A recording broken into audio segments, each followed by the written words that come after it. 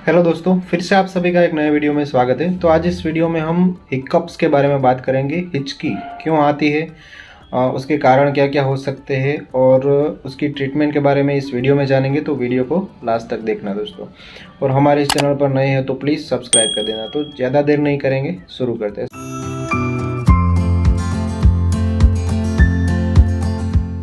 सबसे पहले जानते हैं हिकअप्स यानी कि हिचकी क्यों आती है। कुछ लोगों को बार बार हिचकी आने लगती है, तो ऐसा क्यों होता है?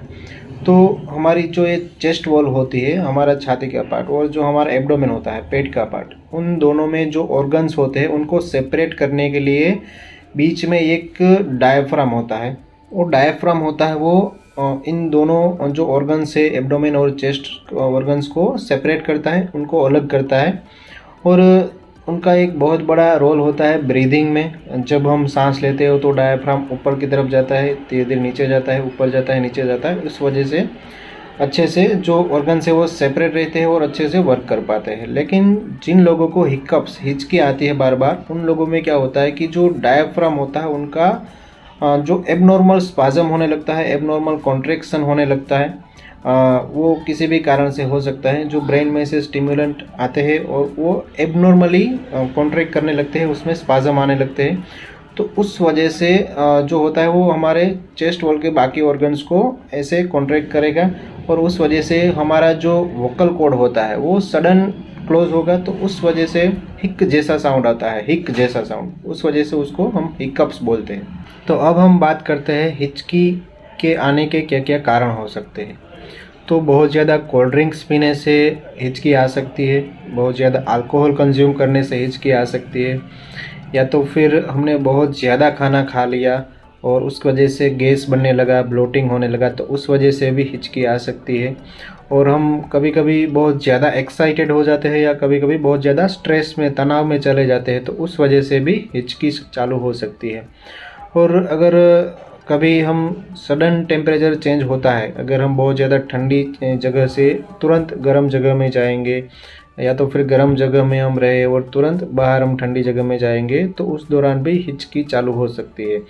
या तो फिर हम जब हवा को निगलते हैं तो उस दौरान भी हिचकी चालू हो सकती है। जैसे कि हम कभी च्युइंगम खा रहे हैं, तब एयर निगलने की, हवा निगलने की संभावना ज़्यादा होती है। स्मोकिंग के टाइम में हवा हम निगल सकते हैं, तो उस दौरान उस वजह से हिचकी चालू हो सकती है। तो ये हिचकी के होने के कारण है। और अब हम बात करते हैं हिचकी में क्या इलाज दिया जाता है उसके बारे में। तो सबसे पहले तो इसमें PPIs यानी कि प्रोटॉन पंप इनहिबिटर दवाई आती है, वो दी जाती है, जिसमें पीछे प्राजोल प्रोनाउंसिएशन होता है, जैसे कि पेंटोप्राजोल, इसोमेप्राजोल, राबेप्राजोल, ये सारी दवाएं आती है। PPI इनहिबिटर्स कहलाती है, प्रोटॉन पंप इनहिबिटर उनको कहा जाता है। ये हिचकी में प्रिस्क्राइब की जाती है। जनरली राबेप्राजोल होती है तो BD में या तो फिर OD में सुबह खाना खाने से पहले, या तो फिर सुबह शाम खाना खाने से पहले, इस तरह से दी जाती है। इसके अलावा और एक दवाई होती है H2 ब्लॉकर्स, जिसमें आती है रानीटिडिन, फेमोटिडिन, जिसमें पीछे टीडिन प्रोनाउंसिएशन होता है। ये दवाइयाँ भी हिचकी में दी जाती है सुबह शाम खाना खाने से पहले। इन दोनों में से कोई एक ही दी जाएगी, दोनों नहीं दी जाएगी। इसके अलावा एंटासिड जो लिक्विड्स होते हैं, जैसे कि डाइजिन जेल आता है जो एसिडिटी वगैरह में देते हैं, वो डाइजिन जेल भी इसमें देते हैं। 10 to 15 ml TDS में सुबह, दोपहर, शाम खाना खाने के बाद ये दिया जाता है। इसके अलावा मसल रिलैक्सन दिया जाता है बेक्लोफेन करके, जो कि हमारे डायफ्राम को रिलैक्स करता है। जो बेक्लोफेन होता है वो एक मसल रिलैक्सन होता है, वो भी जनरली सुबह शाम BD में दिया जाता है। बेक्लोफेन होता है वो 10 मिलीग्राम के आता है और वो सुबह शाम खाना खाने के बाद दिया जाता है। इसके अलावा मेटोक्लोप्रामाइड दिया जाता है, जो कि एक एंटी इमेटिक दवाई है, जो कि उल्टी को बंद करने के लिए इस्तेमाल की जाती है। लेकिन हिचकी जब आती है और उल्टी जब होती है, इन दोनों की मैकेनिज्म ऑलमोस्ट सेम होती है। दोनों में हमारी फूड पाइप होती है, वो कॉन्ट्रैक्ट होती है, और जो वोमिटिंग सेंटर्स होते हैं वो एक्टिवेट होते हैं। तो उस वोमिटिंग सेंटर्स को बंद करने के लिए जो मेटोक्लोप्रामाइड दवाई होती है वो दी जाती है। वो भी जनरली BD में या तो TDS में खाना खाने से पहले दी जाती है। और ये हमारी जो डाइजेस्टिव ट्रैक्ट की जो मोटिलिटी होती है उनको भी ये कम करती है। उस वजह से ये हिचकी हमारी ठीक हो जाती है।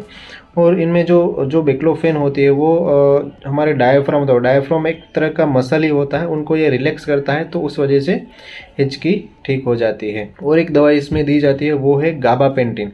गाबापेंटिन होती है वो जनरली 50 या 100 मिलीग्राम में दी जाती है, सुबह शाम खाना खाने के बाद दी जाती है। ये एक नर्व रिलैक्सेंट होती है, एंटी एपिलेप्टिक दवाई होती है, जो कि हमारे जो नर्व्स होती है उनको रिलैक्स कर देती है। जो ये जनरली जो हिचकी आती है वो फ्रेनिक नर्व जो होती है उसके कारण होती है, जो ब्रेन में से फ्रेनिक नर्व के द्वारा हमारे डायाफ्राम को बहुत ज़्यादा सिग्नल्स भेजे जाते हैं, उस वजह से हिचकी आनी शुरू हो जाती है। तो जो फ्रेनिक नर्व होती है उनको गाबापेंटिन होती है वो रिलैक्स कर देती है और वो बहुत ज़्यादा सिग्नल्स नहीं भेजती है, और उस वजह से जो हिचकी आ रही है वो बंद हो जाती है। अब हम बात करेंगे कुछ होम रेमेडीज़ के बारे में, जो अगर आप करते हो तो आपकी हिचकी तुरंत बंद हो जाएगी।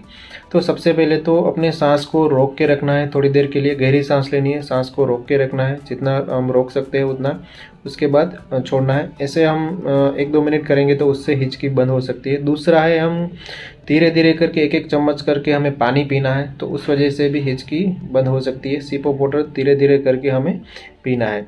और हमें जो पेपर बैग होता है, पेपर बैग में सांस लेनी है, पेपर बैग को इधर रख के हमें उसमें धीरे धीरे सांस लेनी है, छोड़नी है, ऐसा करना है, तो उससे भी ये ठीक हो सकता है हिचकी। तो आशा करता हूँ दोस्तों आपको समझ में आ गया होगा कि हिचकी में क्या इलाज दिया जाता है, क्यों हिचकी आती है और उसके पीछे क्या कारण है। अगर वीडियो अच्छी लगी है तो प्लीज़ दोस्तों वीडियो को लाइक करें, शेयर करें और सब्सक्राइब करें। तो मैं मिलता हूँ अगले वीडियो में, तब तक हेल्दी रहिए, फिट रहिए और मस्त रहिए।